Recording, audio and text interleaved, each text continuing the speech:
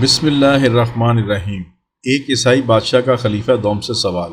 ایک عیسائی بادشاہ نے سوال پوچھا کہ زمین کا وہ کون سا حصہ ہے جہاں دنیا کے قیام سے لے کر آخرت تک صرف ایک ہی مرتبہ سورج کی روشنی پڑی ہے، اور نہ اس سے پہلے کبھی سورج کی روشنی پڑی تھی اور نہ ہی آئندہ کبھی پڑے گی۔ خلیفہ دوم نے حضرت عبداللہ بن عباس کو دربار میں بلایا، جس کی وجہ ان کا علم و فضل میں کمال تھا۔ حضرت عبداللہ بن عباس نے بغیر کسی تردد کے جواب دیا کہ زمین کا وہ حصہ بحر کلزم کی تہہ ہے، یہ وہی جگہ ہے جہاں پر فرعون غرق ہوا تھا۔ مزید بتایا کہ حضرت موسیٰ نے اپنی قوم کو بچانے کے لیے سمندر میں عصا مارا تو سمندر دو حصوں میں تقسیم ہو گیا تھا۔ اس وقت اللہ پاک کے حکم سے سورج نے بہت جلد سمندر کے اس حصے کو سکھا دیا تھا۔